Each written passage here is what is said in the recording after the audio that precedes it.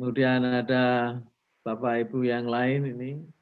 Ya, senang sekali saya bisa melihat Bapak Ibu untuk berpartisipasi di webinar kita. Ya, syukur nanti khusus untuk members ya kita berupaya untuk menyelenggarakan paling tidak sebulan sekali lah begitu. Jadi yang lalu sudah dilaksanakan, yang sekarang untuk bulan November. Saya tidak tahu nanti apakah bulan Desember, karena bulan Desember ini akan ada asrat. Ya. Jadi terima kasih sekali Bu Dr. Erwin Saraswati atas kesediaannya meluangkan waktu, menyiapkan hard effort untuk kemudian sharing kepada kita semua. Karena memang sarana inilah yang paling tepat sekali untuk kita selalu melakukan update ya, perkembangan terkini, baik itu aspek standar ataupun kemudian aspek normatif kaitannya dengan sustainability, SDGs, ya, itu sangat terbuka sekali ya kita. Apalagi pada kondisi sekarang pandemi ini kita ditantang ya untuk terus melakukan upaya ya secara agresif ya, bagaimana untuk kita mengatasi persoalan-persoalan ini. Karena banyak perusahaan-perusahaan yang mengalami kondisi yang ya sulit untuk bertahan, misalnya seperti itu. Namun demikian kita berupaya untuk memberikan kontribusi ya, baik skala regional maupun nasional, ya syukur secara internasional. I'm not sure whether there are many participants from overseas, but so far then I would like to use Indonesia first. If someone coming from overseas and having difficulties, in bahasa Indonesia, then I would like to use English. But I believe most of us here from Indonesia, and I will check it to the organizing committee. Baik, Ibu Bapak sekalian, before we start, I would like to call any Dr. Ali Darwin, please. Bapak Ali, because before we start sharing session by Dr. Erwin, then we would like to ask Dr. Ali Darwin to give speech for welcoming you all. Silakan Bapak Ali Darwin. Untuk Bapak Ali Darwinnya sepertinya belum masuk, Pak. Oke. Okay. Karena beliau juga lagi ada training di sebelah. Oh ya, mungkin ya. Apa-apa. Nanti aja kalau begitu ya. Iya. Oke. Baik, kita sambil menunggu beliau bergabung kepada kita, dan senang sekali ya. Sebelum memulai ini pun barangkali kalau saya melihat di antara Bapak Ibu sekalian ini kan ada yang new members ya. Untuk itu sedikit saya juga memberikan semacam informasi berkaitan dengan ICSP ya. Jadi ICSP ini kita mempunyai website ya. Please visit our website institute.csp.org ya. Di situ kemudian kita bisa melihat visi dari ICSP. Jadi visions of our association to be the leading professional association in fostering knowledge and practices, of sustainability and assurance report, and in triggering sustainable development. Nah, itu adalah visi kita. Kemudian juga kita juga ada 3 mission ya, setelah kita memberikan yang vision itu. Our mission, there are 3 mission. The first is maintaining the integrity, commitment, and competence of members.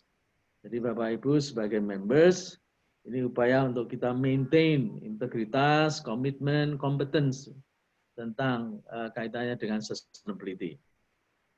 Yang melalui apa? Salah satunya melalui webinar seperti ini. Kemudian juga fostering knowledge of sustainability reporting practices. Kemudian juga di situ ada aspek accounting sustainability, and Assurance Report. Ya, jadi kita cukup luas pula fostering sustainability ini. Kemudian yang ketiga, actively participating in the enforcement of good governance, socially and environmentally responsible in national and international perspective. Nah, jadi 3 mission ini.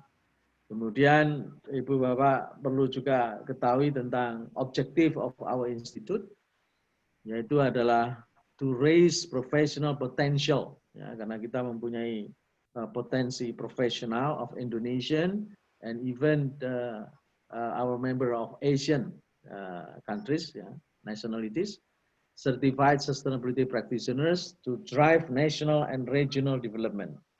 Di national Indonesia and then regional ASEAN or even Asia. Kemudian juga to foster and develop the potential and certified sustainability professionals to contribute to the developments of national and our region, Asia. And then to serve communication forum to bridge members with various background. Ya. We're having multiple backgrounds, professional, ya. Academician ada, kemudian private and public, private companies, ya, listed companies and publics, even government too, so that they could synergy in harmony, ya, terkait dengan kita pemahaman sustainability ini. Jadi saya hanya mengingatkan kepada Bapak Ibu sekalian, kiranya ini penting sekali untuk kemudian kita inline dengan apa asosiasi yang kita bangun bersama ini. Silakan di website ini, terus kemudian juga ada announcement yang dari administrator kita seringkali juga memberikan informasi-informasi yang terkini. Nah, beberapa nanti informasi yang terkini yang akan disampaikan oleh Pak Ali Darwin, ya. Nanti kita akan senang sekali, ya, untuk bisa sharing apa informasi yang terkini, barangkali termasuk asrat nanti tahun bulan depan, ya, setelah bulan depan. Nah, nanti bagaimana upaya kita berpartisipasi, nanti kita bisa mengetahui polanya. Ini pertama kali asrat dalam kondisi pandemi, ya.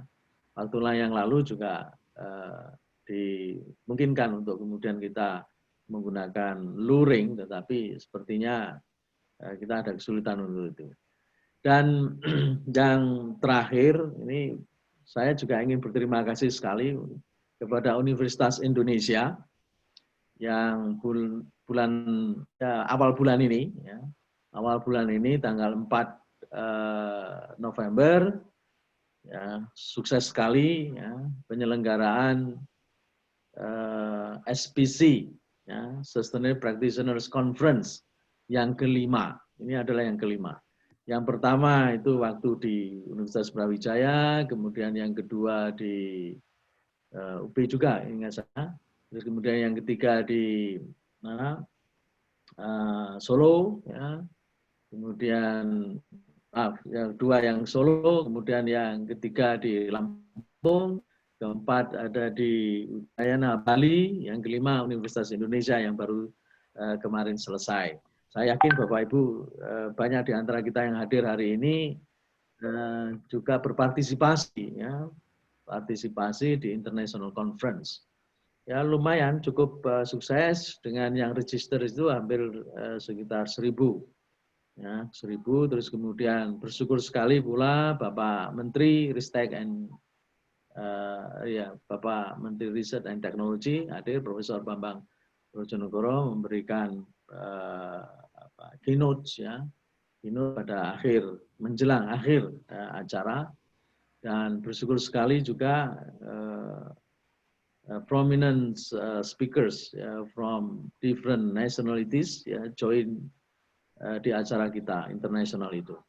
Jadi dari UK, dari Australia, dari Ghana, ya, dan dari Indonesia sendiri. Kemudian terima kasih sekali partisipasi Bapak Ibu. Dr. Erwin juga terima kasih sebagai moderator membantu kita, ya, kemudian juga Bapak Ibu yang lain. Semoga SPC yang ke-6 ini kita biasanya SPC ini kita bahas pula setelah berakhirnya SPC ke-5, tapi karena kondisi kita belum memungkinkan untuk chit-chat pada saat berakhirnya itu, sehingga belum memutuskan untuk yang SPC yang ke-6 ini di mana begitu. Tapi mungkin dalam waktu dekat kita akan segera untuk memberikan informasi kiranya mana yang akan kita tunjuk. Nanti dalam waktu dekat kita akan melakukan rapat ya untuk menentukan itu. Baik, Ibu Bapak sekalian, kita yang kita tunggu adalah dari Ibu Dr. Erwin. Nah, tapi sebelum itu saya akan membacakan ya paling tidak who is he? Siapa Dr. Erwin ini. Kendati pun di antara kita banyak yang sudah kenal karena memang terkenal sekali beliau. Jadi Dr. Erwin Saraswati, AK, CPMA, SCA, ASCA. Beliau bachelor di Universitas Brawijaya, ya tempo dulu gitu aja lah, nggak perlu harus tahun lah ya Ibu. Kemudian Master of Accounting dari University of Gajah Mada, Universitas Gajah Mada. Jadi beliau ini pindah-pindah ini, karena S1-nya di Brawijaya, kemudian S2-nya di UGM, S3-nya di UI. Ya. Kemudian pernah pula beliau mengenyam ya, pendidikan lah di Flinders University Adelaide. Luar biasa. Kemudian di current position, ya, beliau ini sekarang adalah Head of Magister Akuntansi Universitas Brawijaya, ya. Jadi KPS S2. Kemudian juga Secretary Center for Business, Social and Environmental Sustainability Research ya, di UB juga. Kemudian Reviewer of Social Responsibility Journal, ya, termasuk IJAB pula, International Journal of Accounting and Business Society. Beliau juga sebagai member of editorial board di jurnal tersebut. Kemudian di membership in professional organization, ya, beliau aktif pula di IAI, kemudian IAI KPD. Ya. Kalau ada acara-acara selalu beliau menyempatkan untuk berpartisipasi. Kemudian di IAMI pula, kemudian di MAPI, ya, termasuk di ICA ini kita, beliau ini ada di wakil ketua pula di ICSP. Dan di NCSR juga aktif beliau. Kemudian Executive and Board Member, ya, beliau adalah Chairman in Management Accounting di IAI Chapter sebelumnya, ya, tahun 2012 hingga 2015. Kalau pengalaman beliau juga di Head of Doctorate in Accounting, UB, Head, ya, jadi KPS S3 pula.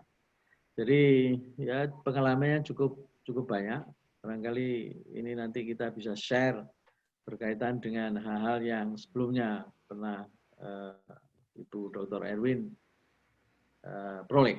Ya, jadi itu adalah kilasan dari Ibu Erwin, termasuk publikasi ya, nasional dan international journal. Baik, berikutnya, please, I would like to give the time for you, Ibu. Saya persilahkan.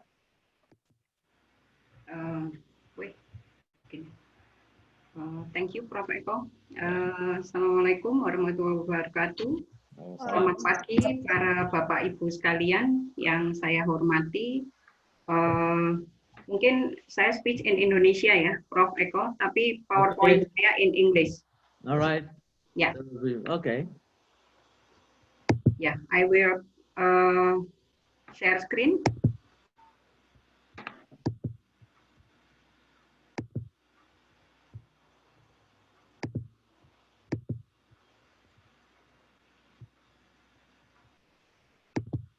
Yeah, so hari ini saya ingin mendiskusikan, bukan untuk menggurui ya, karena ini adalah sesuatu hal yang relatively new, jadi tentang carbon emission yang mungkin menjadi concern kita semua, karena permasalahan yang ditimbulkan itu lumayan berat menurut saya ya. Jadi sesi ini saya membagi ada 4 poin. One is corporate carbon and climate change. Kemudian bagaimanakah climate change accounting itu. Setelah itu sustainability atau corporate social responsibility reporting yang mungkin kita semuanya tahu ya. Cuman bagaimanakah penempatan carbon emission disclosure ini. Yang terakhir itu adalah isu yang berkaitan dengan corporate carbon dan climate change ini. Ya. Yang pertama itu adalah tentang corporate carbon dan climate change. Ini yang dibahas itu tentang bagaimanakah dampak yang diberikan dengan adanya carbon emission, kemudian apa saja yang perlu kita tahu yang menyebabkan dan apa yang bisa kita lakukan tentang carbon emission ini. Ya. Yang pertama itu adalah climate change dan bisnis. Beberapa faktor yang menyebabkan climate change itu. Yang pertama itu adalah adanya negative effect of climate change are virtually everywhere. Ya. Jadi di mana-mana itu kita merasakan dampak dari climate change ini, dampak negatif yang jelas, bukan dampak positif.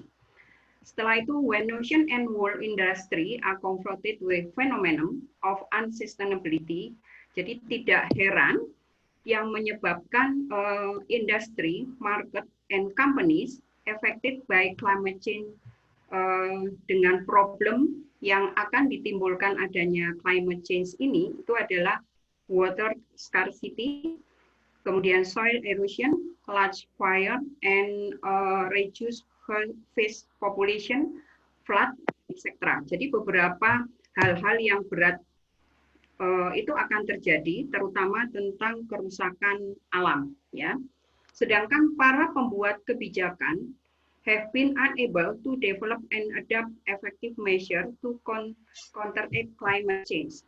So, the role of individual companies has become real. Jadi karena pembuat kebijakan itu mungkin kurang efektif ya, dan sulit untuk mengembangkan bagaimanakah mengukur adanya climate change ini. Karena kalau kita di accounting selalu kan berbicara tentang measure, ya, pengukuran. Nah, tentang climate change ini, emisi karbon yang ada di dunia, saya mengambilnya dari Global Carbon Project, ya, yang secara rutin every year itu akan memberikan bagaimanakah peningkatan carbon emission itu dari tahun 1751 yang ya jelas ini tidak ada revolusi industri dan sebagainya, itu yang meningkat cukup tajam di tahun 2018 ya. Dan yang tertinggi itu ada di Cina. Cina ini penghasil around 23 billion ton untuk emisi karbon untuk Cina ya. Yang berikutnya itu ada India dan USA. Nah, kita di Indonesia itu menempati posisi yang ke-6. Tetapi di Indonesia itu bukan diakibatkan dari pabrik, hanya terbesar dari kebakaran hutan. Ya, itu. Ini tentang emisi karbon. Tetapi surprisingly di era pandemi ini ternyata Cina itu dapat menurunkan emisi karbon around 25% sampai data bulan Mei 2020 kemarin. Jadi dengan adanya pandemi itu ternyata ada dampak positif ya. Maaf, tadi saya janji jam berapa mulai lagi? Halo? Ya, itu. Jadi waduh, lamaannya. Sorry ya, maaf. Saya kira tadi ini Oke, kita teruskan saja. Tadi kita sudah selesai sampai di LCNRV. Kita sekarang mau lanjut lagi mengenai valuation basis di buku cetak kalian yang elektronik halaman 698. Kemudian halo. Kalau di buku hard copy halaman 9/7. Bisa lihat halaman 698 atau halaman 9/7. Bicaranya adalah mengenai valuation basis. Ini suaranya ada yang masuk. Terbagi 3, ada net realizable value. Sudah, Bu. Oh, sudah. Oke. Ya, sorry. Saya ulangi lagi ya. Saya kembali lagi ke jumlah emisi karbon yang ada di dunia. Jadi yang tertinggi itu kemarin ada di Cina sampai tahun 2018 yang menghasilkan around 23 ton billion untuk emisi karbon, tetapi di era pandemi ini Cina itu secara surprisingly itu dapat turun 25% sampai data bulan Mei 2020 kemarin. Ya, ada beberapa dampak positif dari pandemi. Contoh yang lain itu adalah India. India tadinya terkenal Sungai Gangga itu adalah paling kotor ya di dunia ya. Tetapi kemarin adanya pandemi, jadi mereka tidak mengadakan upacara, tidak membuang sembarangan dan sebagainya. Airnya itu sampai bisa diminum di masa pandemi itu. Itu kita akan merasakan betapa emisi karbon itu sangat merusak lingkungan, ya. Nah, beberapa faktor yang menyebabkan contribution to climate change yang disebabkan oleh company, yang mungkin company can consideration apa yang harus dilakukan dengan adanya climate change ini. Ya, yang pertama, emisi dari company itu ditentukan dari production process and product design. Jadi company itu menghasilkan emisi karbon melalui proses produksi dan desain produk. Ya. Melalui product design dapat di-reduce emission ini melalui perubahan produk atau pengembangan produk. Jadi bagaimana caranya mendesain suatu produk yang dapat mereduce emission. Ya. Dalam suatu company's value chain yang dapat terjadi di upstream maupun downstream, and production is the choice of resource which can have a substantial effect on how much CO2 is emitted. Jadi perusahaan itu penghasil CO2 harus menginvestigasi ya yang terjadi di upstream bagaimana, yang di downstream bagaimana, dan memilih resource yang dapat meminimize CO2. Ya.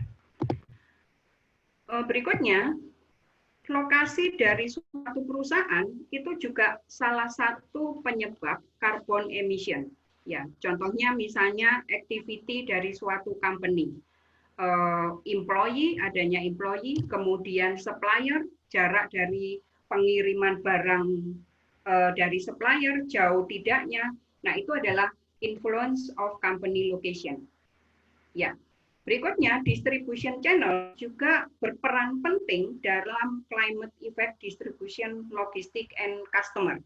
Nah, dalam hal distribusi ini, perusahaan mungkin bisa mencanangkan yang namanya greenfield. Jadi artinya dia akan mencoba untuk mendistribusikan produknya seminimis mungkin yang dapat mengurangi CO2. Ya, mungkin dengan penjualan online atau dengan substitusi carbon emission yang dapat diganti. Apa itu namanya? Substitusi dengan carbon intensif. Aduh, lupa saya namanya. Gitu ya. Nah itu kemudian business model which support share use or reuse of production, substitution through services, etc. dan sebagainya. Jadi ini model bisnis suatu usaha itu harus menggunakan produk-produk yang dapat disubstitusi atau renewable energy yang saya maksudkan ya, yaitu dengan juga reuse produk. Jadi produk itu bisa digantikan kembali. Selection of climate management measure dipengaruhi oleh strategi corporate. Jadi untuk meminimize climate change management ini, perusahaan itu dipengaruhi oleh strategi yang dipakai oleh perusahaan dalam hal memanage carbon emission ini. Corporate strategy itu ada dua, yaitu yang satu yang dinamakan dengan adaptation and then mitigation strategy atau kombinasi keduanya. Ya. Apabila company itu use adaptation, ya ini mostly yang dipakai oleh company ya, maka company itu akan mempertimbangkan climate change di dalam bisnis strategi mereka, terutama di dalam company report.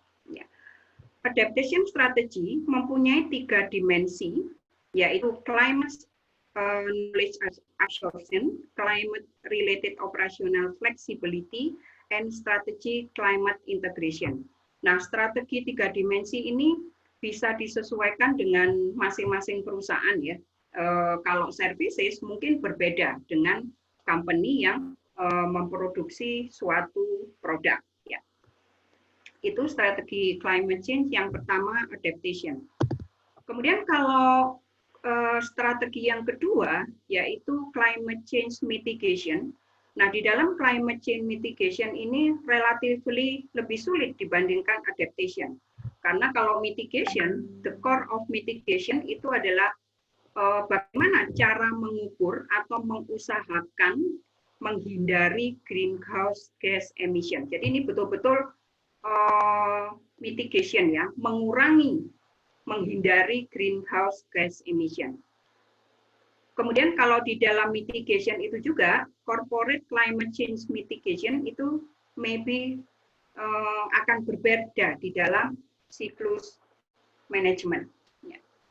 Kebijakan manajemen di dalam strategi mitigation itu adalah mengidentifikasi planning, kemudian bagaimana menilai climate change impact. Nah, ini mungkin yang agak sulit ya. Jadi impact-nya itu bagaimana, dia harus menentukan targetnya, kemudian dia harus memformulasi how is measured the climate change.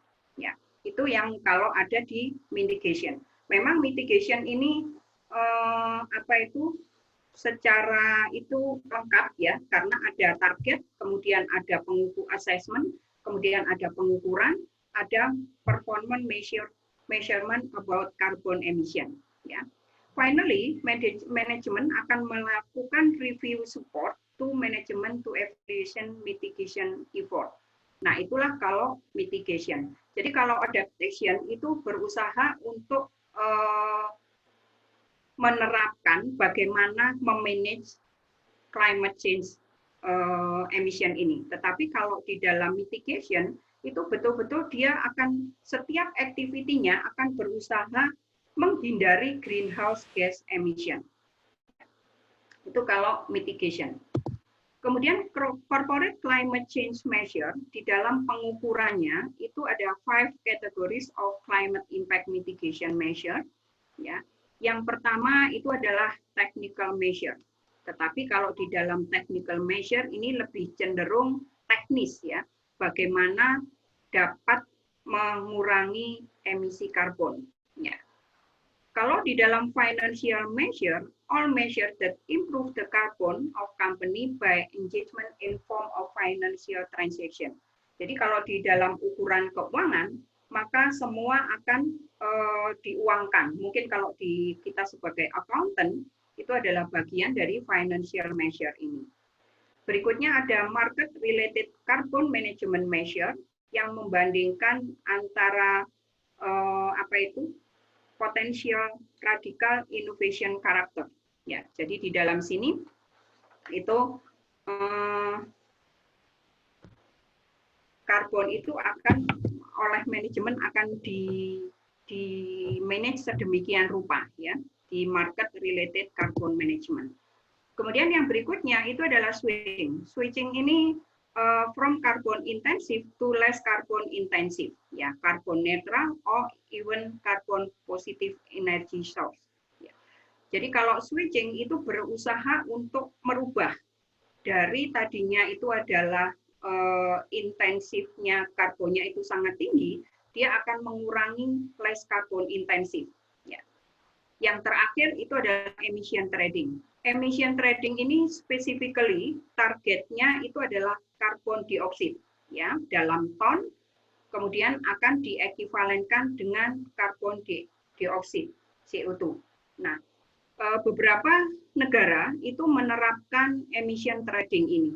Nah, bagaimana emission trading yang terjadi di Cina? Kalau Cina itu akan memberikan carbon emission cap, jadi batasan sampai berapa satu company itu dapat menghasilkan carbon emission. Kalau dia melebihi cap ini, dia akan menjual ke perusahaan yang low carbon emission. Nah, itu adalah emission trading. Ya. Kalau di Inggris juga sama, saya rasa ya. Inggris itu juga menerapkan cap juga. Ya. Yang kalau excess CO2 dia akan menjual ke yang under CO2, jadi yang lower CO2. Nah, itu adalah emission trading scheme yang beberapa negara sudah menerapkan ya emission trading ini. Kalau di Indonesia mungkin beberapa waktu yang lalu sebelum pandemi itu Bu Sri Mulyani pernah mencanangkan untuk tax carbon emission. Jadi akan memberikan pajak kepada beberapa pemakai kendaraan bermotor yang di-include di pajak kendaraan itu sendiri. Itu adalah tax carbon emission. Ya.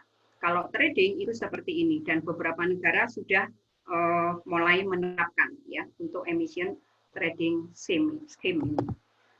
Nah, kemudian bagaimana tentang climate change accounting?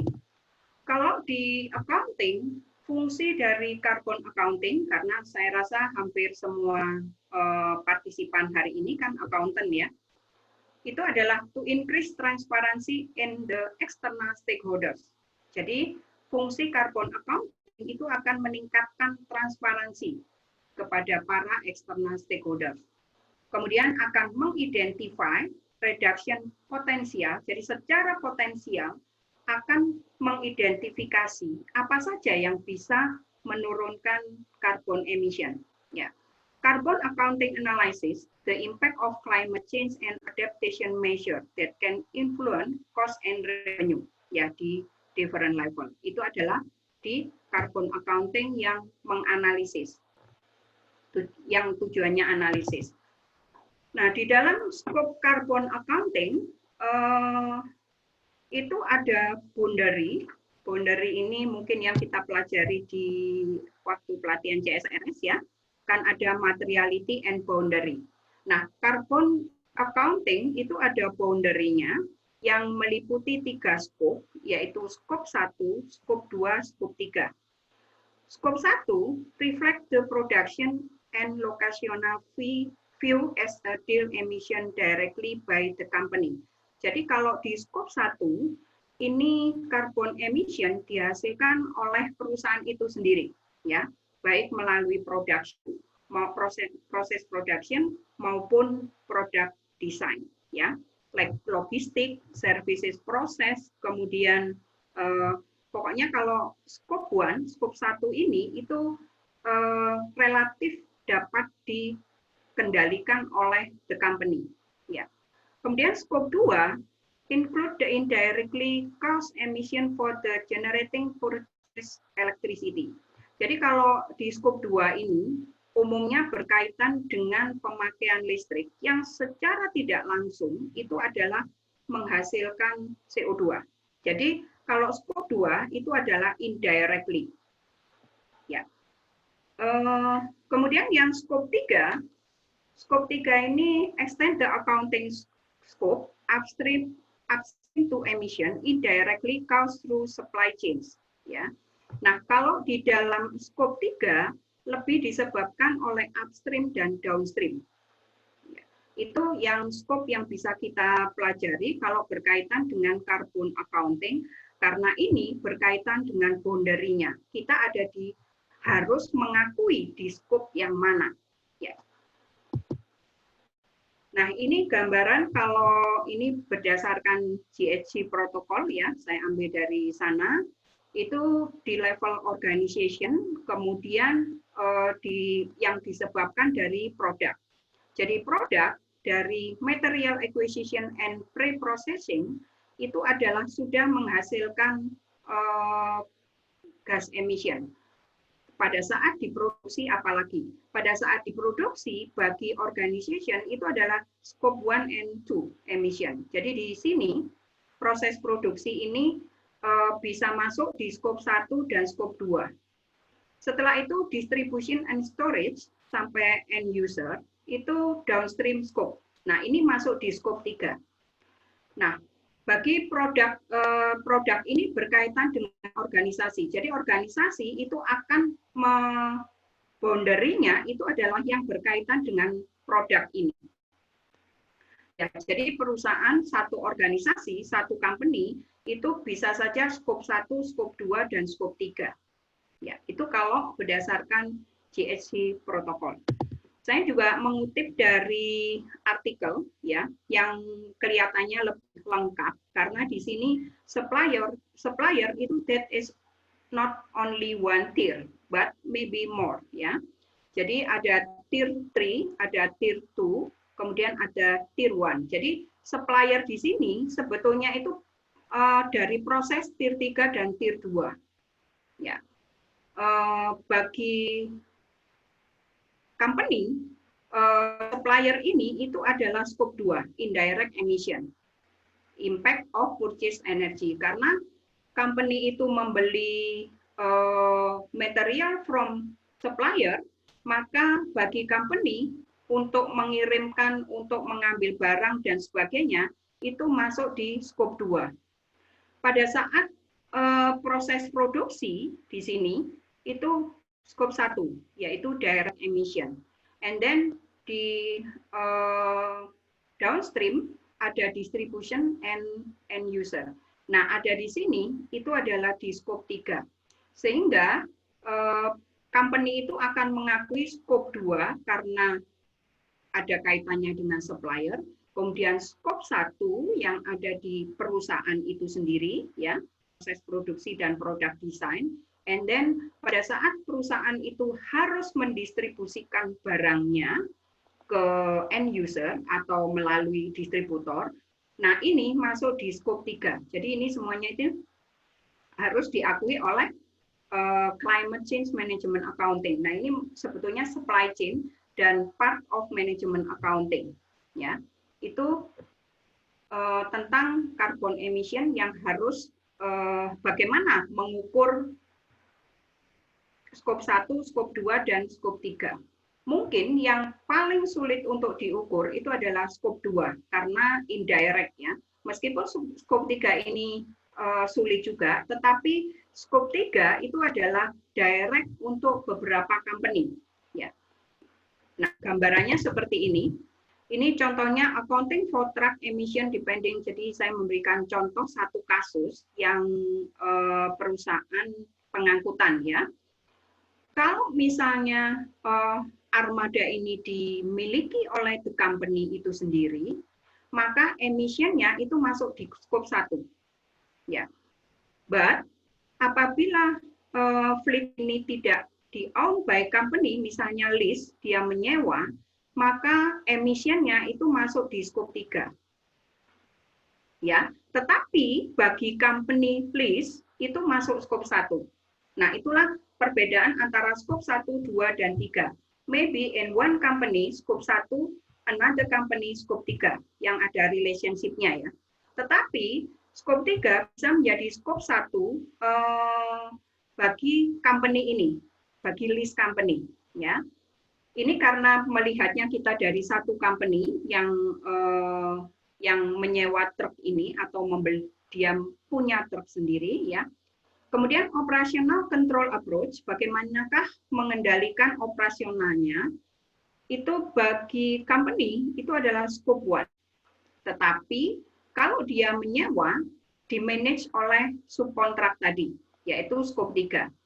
Ya, meskipun bagi subkontrak, emission yang dikeluarkan itu adalah scope 1. Ya. Kemudian indirect emission of electric forklift. Jadi yang berkaitan dengan operasional perusahaan itu, ya, itu secara tidak langsung itu adalah menggunakan listrik. Ya. Maka bagi perusahaan itu adalah scope 2. Kalau dia ini tetap, karena memang tidak berkaitan dengan company lease. Operasionalnya juga masuk di scope 2. Bagi company truck itu adalah masuk di scope 3. Ya, ini gambaran boundary emisi karbon bagi suatu perusahaan dan bagi perusahaan yang lain. Jadi bagi satu perusahaan maybe scope 1, tetapi bagi another one itu adalah scope 3. Tapi masih punya hubungan ya, hubungan activity antara satu company ini dengan company yang lain. Ya. Kemudian sustainability atau corporate social responsibility reporting, ya, yang mungkin kita semua tahu bagaimanakah carbon emission ini harus masuk di sustainability report. Ya, bagian yang bisa masuk itu adalah environment ini, karena kalau kita lihat komponen CSR itu kan ada 3, economic, environment, and sosial. Ya. Dari sini, maka carbon emission itu masuk di environment ini. Environment, carbon emission disclosure ini adalah part of environment, pasti sudah saya jelaskan sebelumnya itu tadi ya. Kemudian pada saat sampai sekarang itu masih voluntary. Di beberapa negara pun carbon emission disclosure itu adalah masih bersifat voluntary. Kemudian relatively new, itu yang tentang carbon emission disclosure, mungkin karena melihat dampaknya yang begitu luar biasa, sehingga dunia itu sudah mulai memperhatikan tentang carbon emission disclosure ini. Ya. Problemnya itu adalah difficulty to measure, jadi sulit untuk mengukur bagaimana sih mengukur carbon emission disclosure ini. Tidak semudah yang kita bayangkan, apalagi kalau sebetulnya kalau bagian accounting itu tinggal nyatat, jadi enak aja. Seperti juga misalnya pemakaian bahan baku, kita kan hanya mencatat bahan baku yang dipakai, but di belakang untuk pemakaian bahan baku ini sampai bahan baku siap untuk dipakai itu ribetnya minta ampun, karena saya pernah belajar supply chain ya, yang mempelajari bagaimana from supplier sampai ke perusahaan. Nah, ini prosedurnya lumayan panjang, ya agak panjang. Akuntan itu hanya mencatat pemakaian bahan baku, sama dengan carbon emission. Mungkin kita hanya mencatat, tetapi how is measured dan bagaimana mengukurnya itu adalah mungkin bukan urusan sepenuhnya bukan kita ya, tetapi di belakang itu mungkin ahli lingkungan atau ahli teknik industri, teknik macam-macam lah ya, yang berkaitan yang bisa mengukur bagaimanakah carbon emission ini diukur. Ya. Saya mencoba untuk melihat dari artikelnya Choi, ini mungkin yang sering kali di-refer oleh para peneliti, karena memang kita tidak punya guideline, tidak punya standar untuk mengungkapkan carbon emission ini. Ya, Choi ini membagi 5 kategori. Ya, Choi ini membagi 5 kategori berdasarkan carbon emission project. Jadi dia permintaan dari carbon emission dia kumpulkan, ya, inquiry dari carbon emission project itu dikumpulkan menjadi 5 kategori. Ya. First, that is climate change, risk, and opportunity. Ya, climate change bagian ini itu tentang resiko dan bagaimana opportunity dari climate change itu. Kemudian yang kedua itu adalah GHG reduction cost, karena memang itu pasti menyerap biaya. Ya. Kemudian GHG emission accounting, bagaimana cara mencatat. Setelah itu ada energy consumption accounting dan ada carbon emission accountability. Jadi karena saya juga nggak punya standar yang baku yang berkaitan dengan carbon emission itu, saya pernah juga membaca dari SCCA, tetapi tidak ada guideline yang jelas tentang carbon emission disclosure, ya. Tapi COE ini membagi 5 kategori yang menurut saya cukup representatif, ya, terutama kalau kita sebagai researcher, ya, sebagai peneliti itu kita bisa memakai guideline punyanya COE ini, ya. Nah, COE ini membagi seperti ini, jadi masing-masing kategori dibagi lagi menjadi masing-masing indikator, ya. Misalnya yang pertama, climate change risk and opportunity, itu dibagi menjadi assessment atau description of the risk, regulatory, physical, or general, relating to climate change and action taken or to be taken to manage the risk. Jadi bagaimana menilai untuk risiko yang diakibatkan oleh climate change ini. Kira-kira company disclosure or not, ya. And then yang kedua, assessment or description of current and future financial implication, business implication, and opportunity of climate change. Ya, itu masuk di kategori satu ini. Jadi dia membagi dua. And then GHG emission accounting, ini ada 7 indikator yang disebutkan oleh COE ini, yaitu ada description of the methodology used to calculate GHG emission, ya. Jadi bagaimana metode untuk menghitung GHG, ya. Kemudian adanya external verification of quantity of GHG. Kalau ada, by whom and what basis.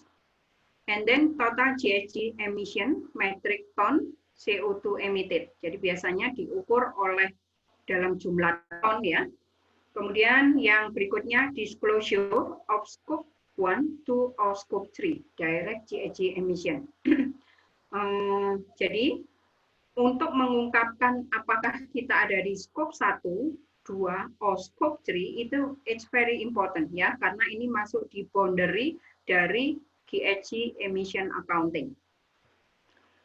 And then yang nomor 6, disclosure of GHG emission by facility or segment level. Bagaimanakah pengungkapan yang dilakukan oleh perusahaan melalui fasilitas atau di segmen? Karena segmennya tadi itu sebetulnya banyak, ya. Ada produk, kemudian ada ada organization. Kalau secara garis besar pun itu dibagi menjadi 2, yaitu territory based region, jadi itu di level government, pemerintah, and then di level company, that is production measure. Nah ini bagaimana kita mengukurnya ini.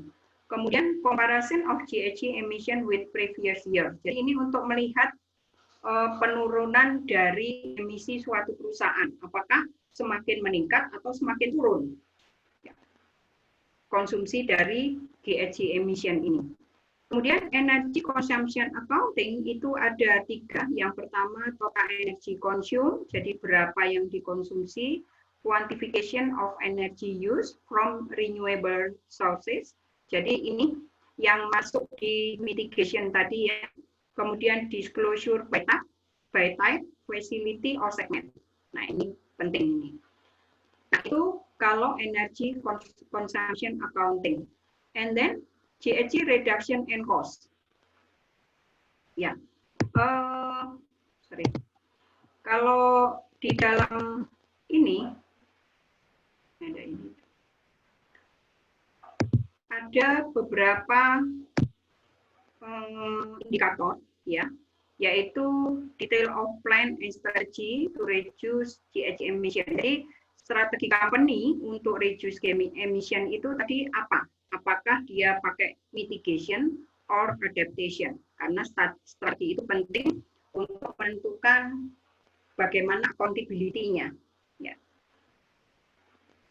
Berikutnya specification reduction target level. Ini saya rasa kalau perusahaan itu menerapkan mitigation, ya, emission reduction and associated cost of saving. Jadi bagaimanakah penghematan dari pengurangan gas emisi ini yang dicapai sampai tanggal tertentu, ya.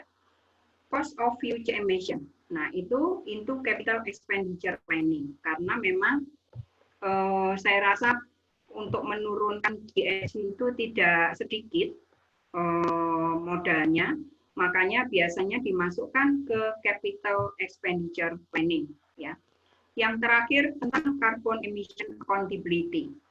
Nah, di dalam accountability ini ada board committee, jadi komite khusus yang menangani carbon emission, terutama kalau perusahaan itu menerapkan mitigation. Ya.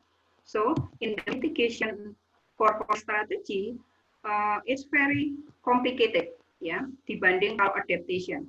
Saya melakukan beberapa riset artikel, beberapa company itu ternyata lebih banyak menerapkan adaptation dibandingkan mitigation. Mungkin karena relatif lebih mudah tadi, ya. Kemudian description of mechanism of the board ada executive body review. Ada nggak yang mereview tentang reportnya ini? Itu yang berkaitan dengan carbon emission accountability. Nah, itulah beberapa disclosure yang memang harus dimasukkan di dalam part of environment, ya. Kalau perusahaan itu ingin menerapkan carbon emission disclosure. Ya. Yang terakhir mungkin berkaitan dengan ini, itu adalah beberapa isu tentang yang perlu kita tahu, ya.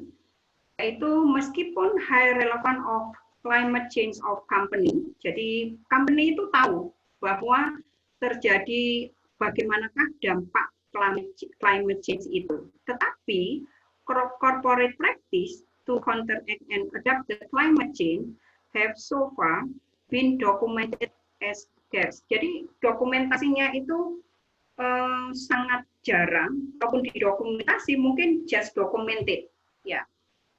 Mungkin the company bingung kali, ya, how is the documentation about climate change, ya.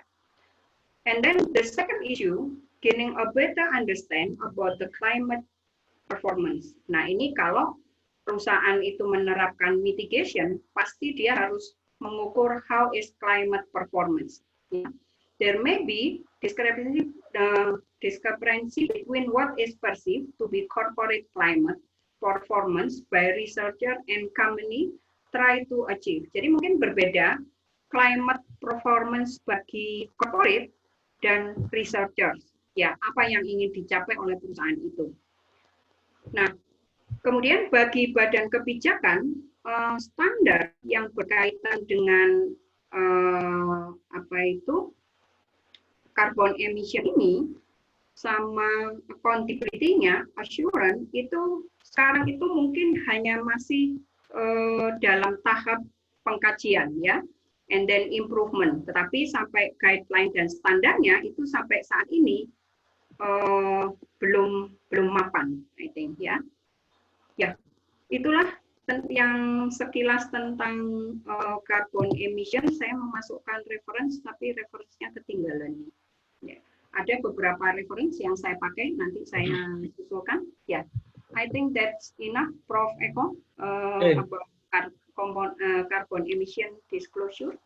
Okay, thank you, Ibu, for the presentation. I think it's very good giving information on starting from definitions and then categorization, the issues, even the issues on measurements, even though Dr. Evans also mentioned it is not easy, to measure. But in fact, then the issues given so far is not clear enough, right? And as already been given at the last, the key issues.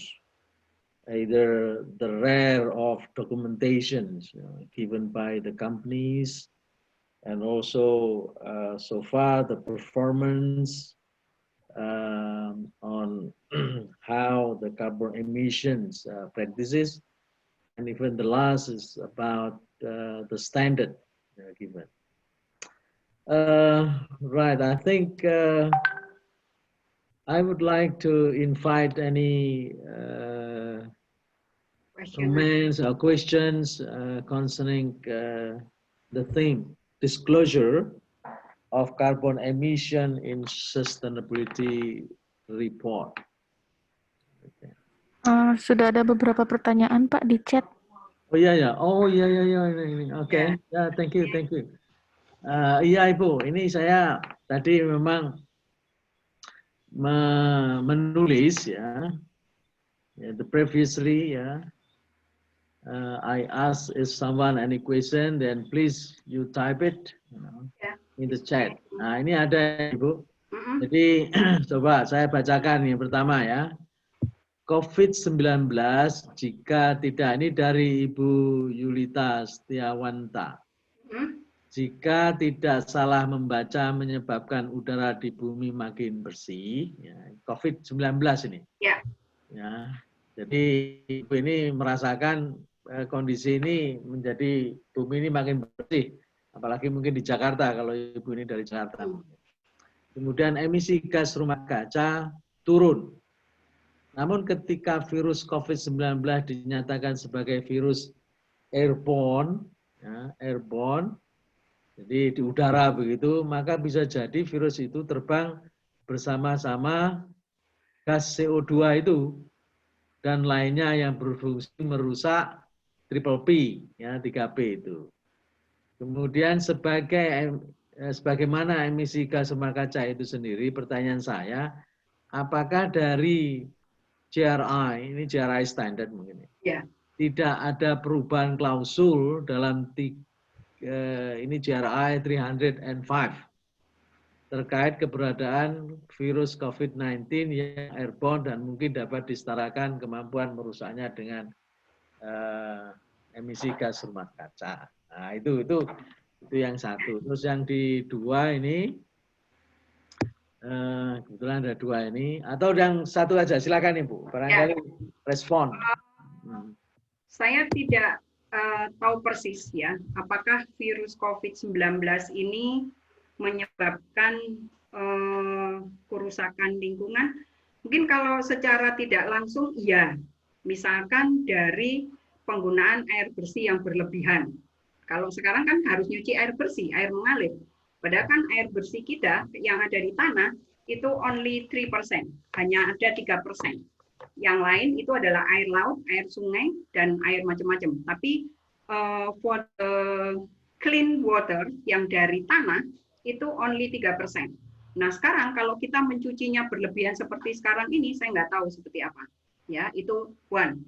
In the second, dampak negatif dari COVID ini, kalau saya bisa menjelaskan seperti itu ya, yaitu dari masker.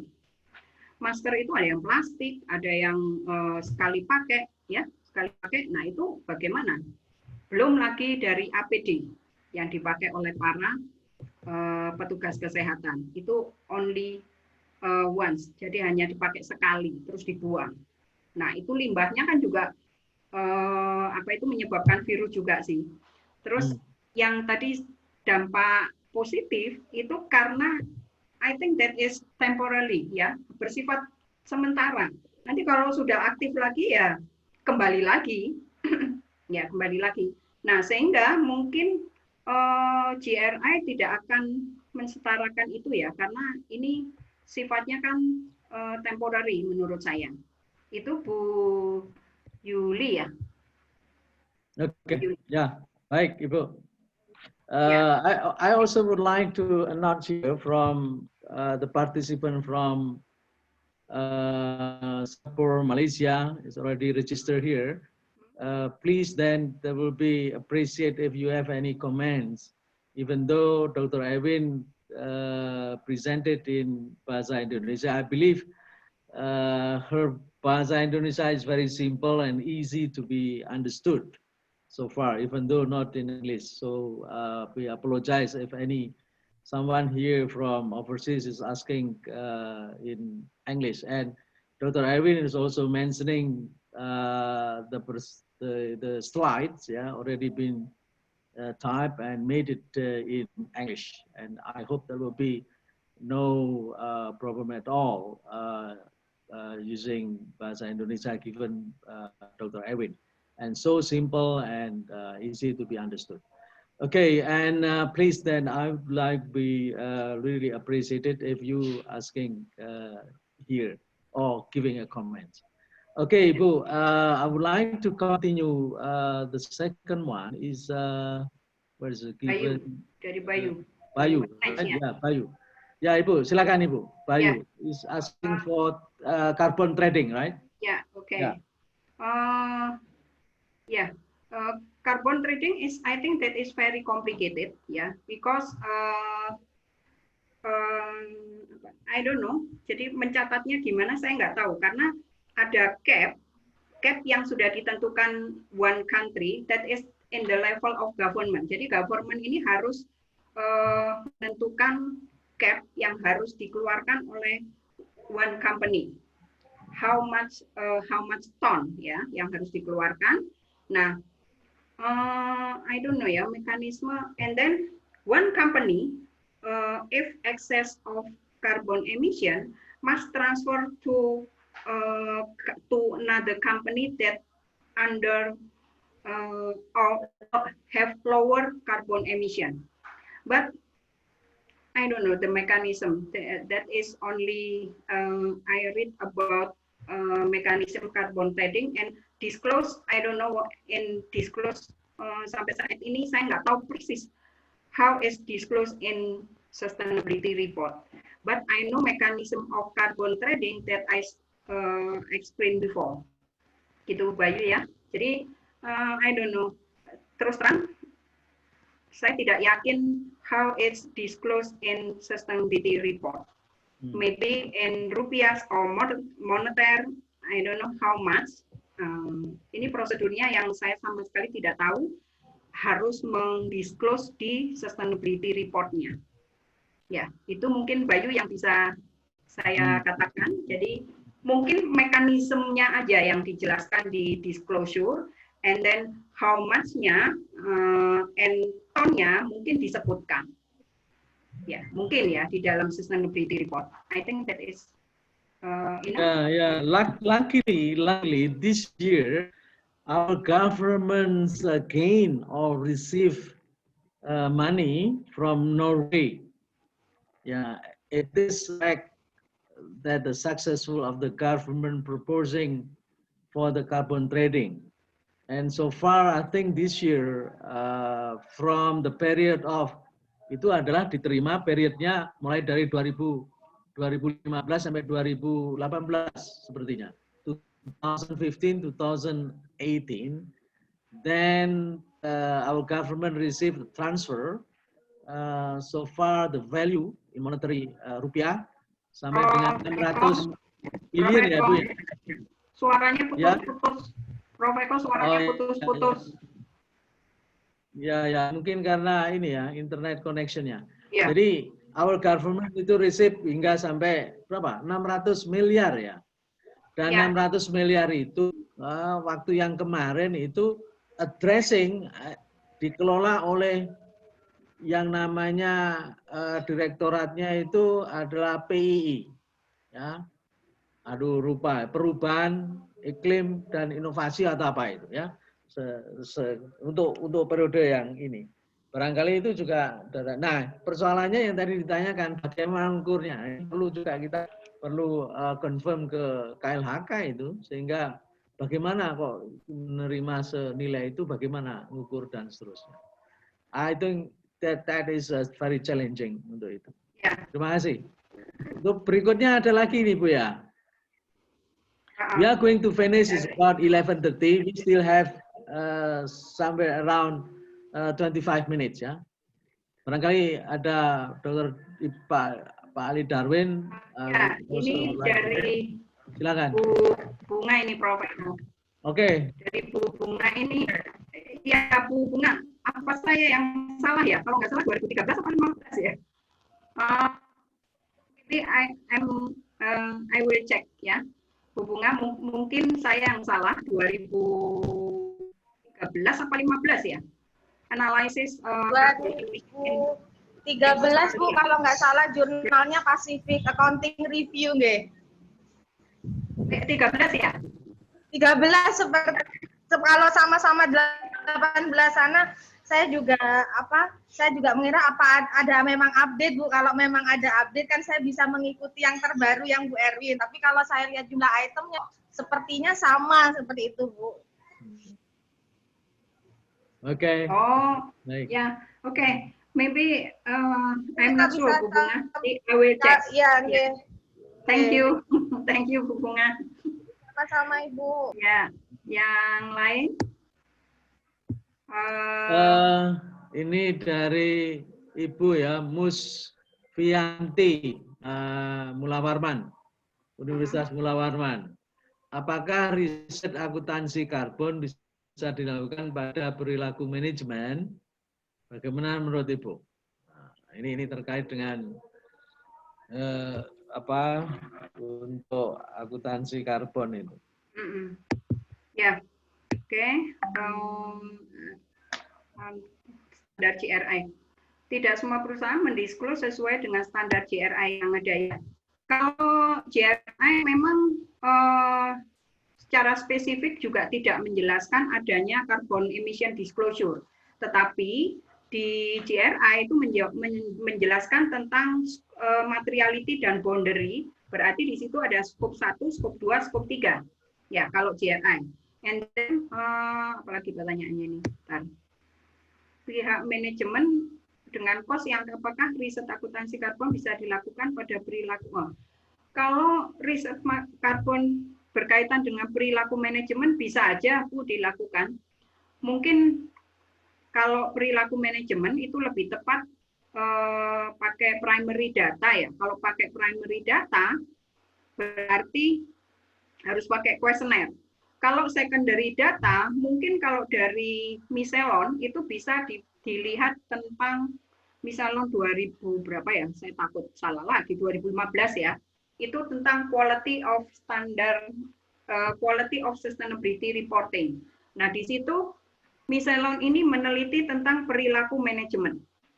Nah, itu mungkin bisa dilihat, dibaca ya. Bu, siapa ini ya? Oke.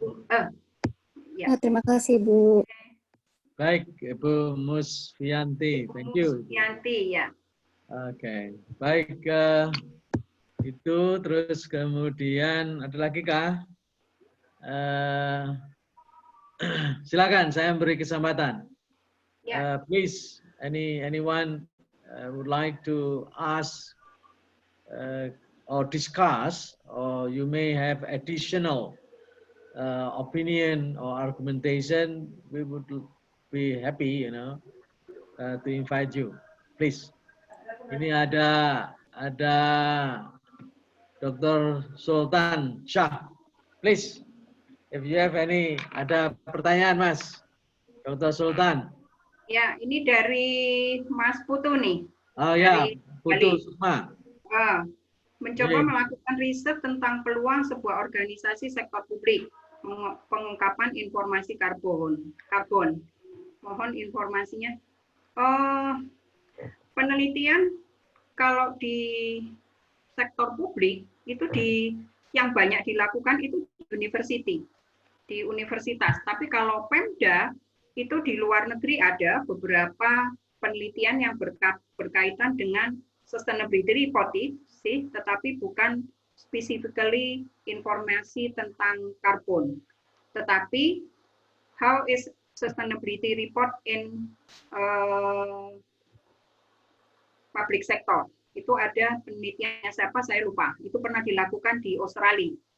Ya, itu yang mungkin saya bisa bantu, Mas Putu. Ada lagi yang lain? Ya, barangkali ada yang ingin menambahkan additional comments, please.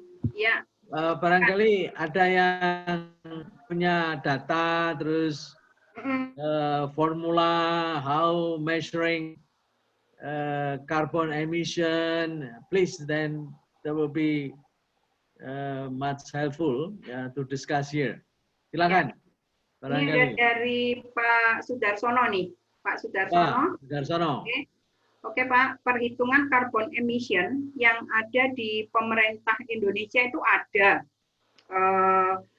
di Kementerian Lingkungan ya. Cuman kelihatannya tidak terbuka untuk publik. Kalau saya juga baru tahu kemarin karena yang menyusun programnya itu anak saya, jadi saya diberitahu bahwa Kementerian Lingkungan itu mencatat emisi karbon yang ada di Indonesia. Ya, I don't know, I'm not sure apakah berdasarkan regional atau berdasarkan apa saya lupa, nggak persis saya lihat secara intensif. Tapi ada, yang jelas ada Pak datanya. Kalau kepingin meneliti mungkin harus minta ke Kementerian Lingkungan. Gitu Pak ya. Ya, tetapi kita pernah punya bimbingan ya Prof. Eko ya. Siapa yang berkait carbon emission itu loh. Ya. Robert ya. Robert. Itu Robert itu dapat datanya. Itu ya Pak Sudarsono. Monggo yang lain silakan.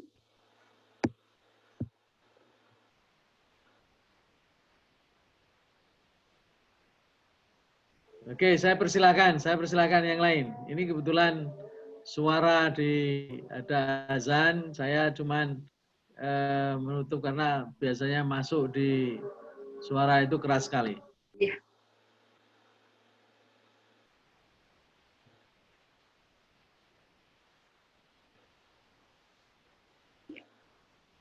Tapi kalau nggak salah Indonesia kemarin bisa menurunkan carbon emission yang luar biasa ya, sehingga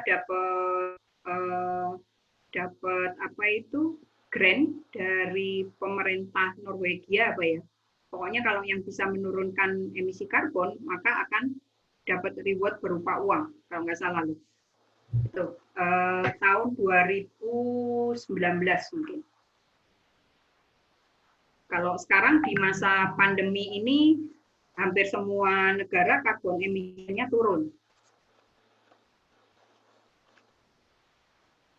Ya, monggo, ada lagi yang kita sharing aja. Mungkin saya juga ada yang belum tahu, Bapak sudah tahu, silakan.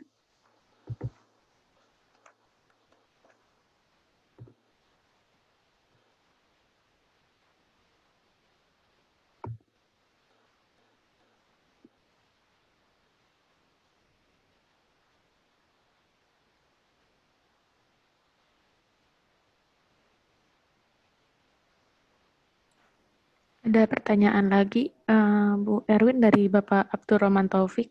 Oh ya, Bu mau membuat kebijakan di perusahaan plastik masalah karbon. Apakah punya contoh kebijakannya? Oh, tadi saya bilang bahwa guideline untuk carbon emission itu belum ada ya. Jangankan standar, guideline-nya aja belum ada. Makanya kalau penelitian-penelitian itu biasanya mengacu yang saya sebutkan tadi, Choi et al. Tadi. Mungkin kalau dalam praktek itu bisa mengadap beberapa hal yang bisa disesuaikan, Mas Rohman, untuk apa itu yang saya share tadi untuk artikelnya Choi et al. Itu. Mungkin disesuaikan aja kalau perusahaan plastik bagaimana emisi karbonnya. Ya, gitu ya. Oke, ada lagi yang lain, monggo.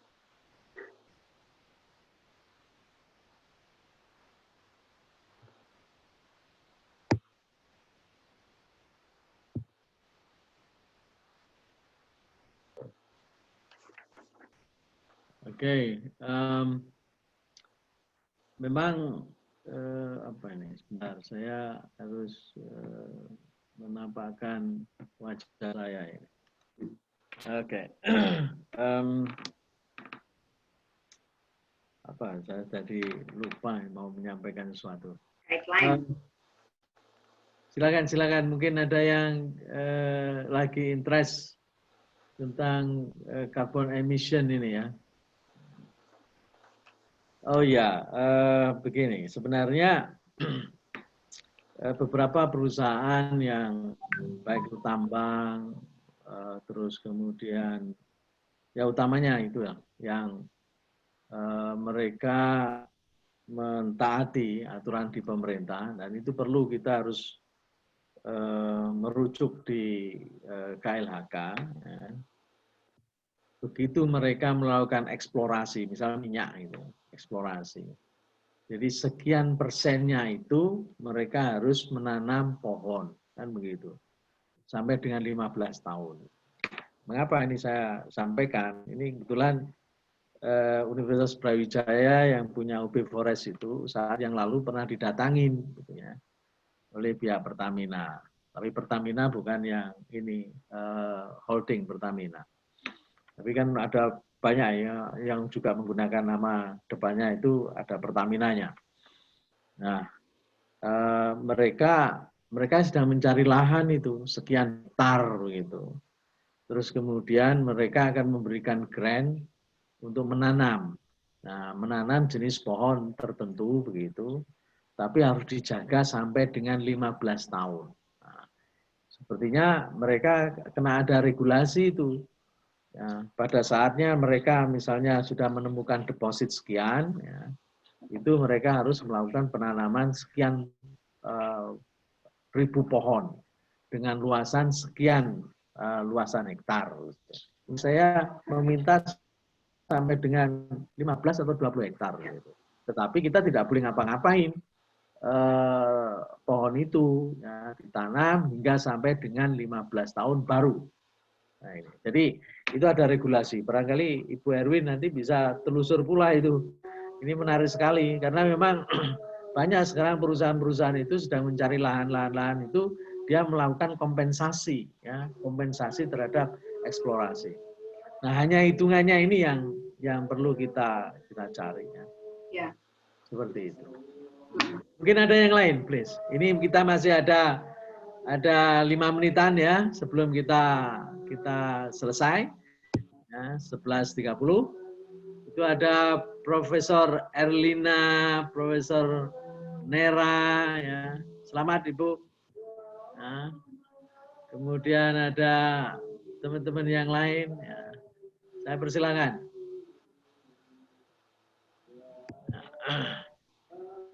Even from Singapore or from Malaysia joining us, I really appreciate it. If you have any additional statement to enrich our discussion.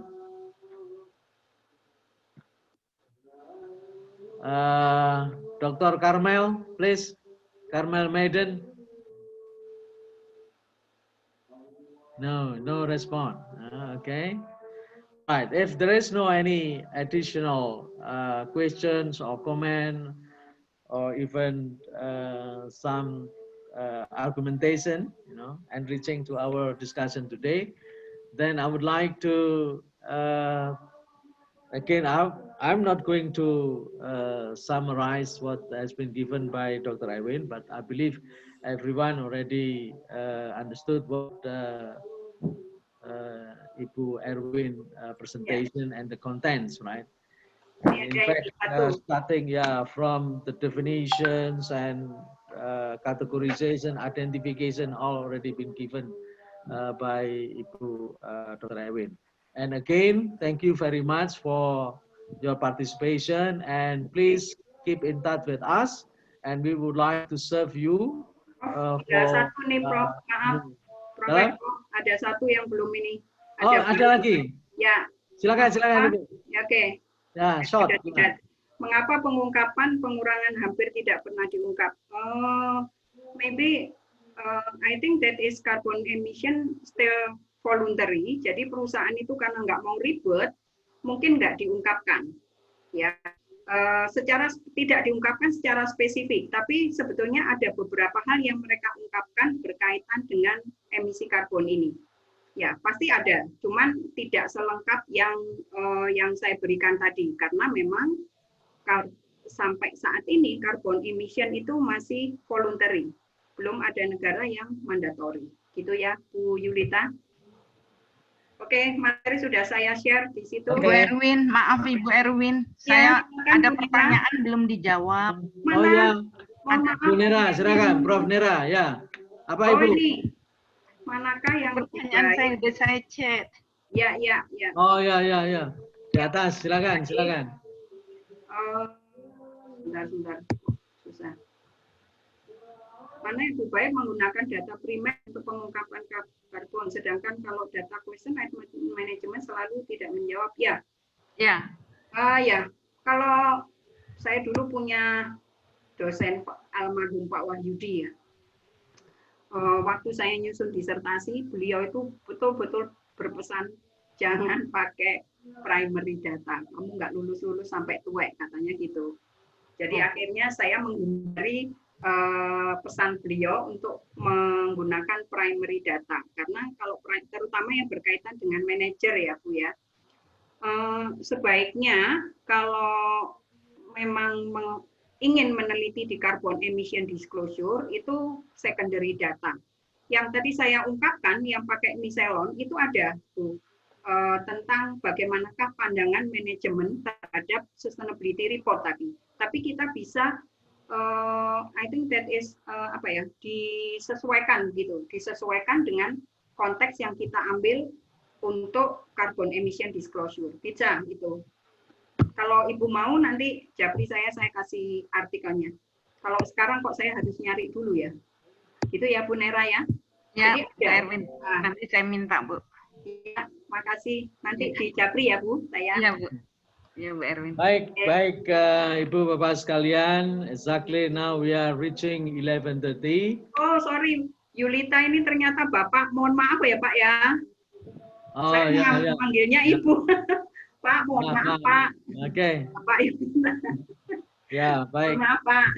Ya, baik. Terima kasih Bapak semua dan Ibu and distinguished guests, participant for this webinar.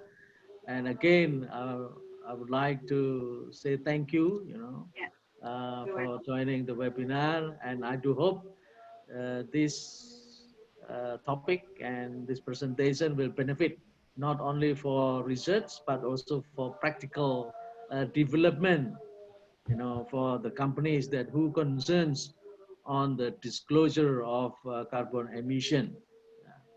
Okay, again, thank you. And then last but not least, I would like to say Assalamualaikum warahmatullahi wabarakatuh. Bapak Ibu boleh stay dulu ya, saya mau ambil fotonya. Oh ya. Semua berarti Ambil foto.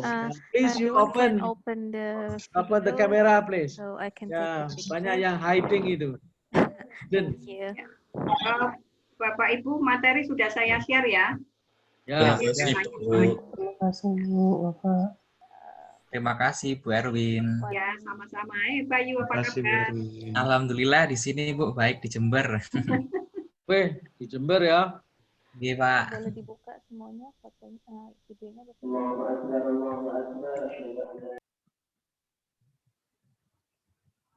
Saya udah duluan ya.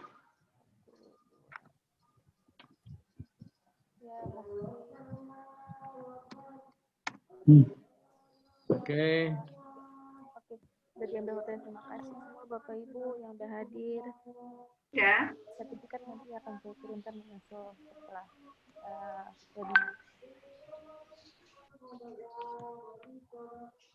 Pak Eko, boleh untuk ditutup? Tania, suaranya kurang kenceng. Oh, iya. Dengar. Maaf Ibu. Ngomong apa nggak dengar. Ini saya sudah selesai ambil fotonya, nanti sertifikat akan saya kirimkan menyusul setelah webinar. Pak Eko boleh ditutup untuk webinarnya. Oke. Alright, thank you Mbak Nathan dan organizing committee and the administrators from the ICSP. Again, I would like to thanks and all for you. Stay safe and stay healthy. Assalamualaikum. Waalaikumsalam. Terima kasih Bapak Ibu sudah hadir. Terima kasih. Mas Betul Sultan. Wah, mantap. Ya. Mantap. Apa kabar Putu? Ya, Ajeng, Mas Bayu. Ya. sudah Oke. bergabung. Ya. Izin saya live. Ya, Izin. terima kasih Prof. Eko, Ibu Erwin. Ya. Terima kasih, Bu Erwin. Sultan, apa kabar? Ibu. Ya, sudah di Makassar ya? Terima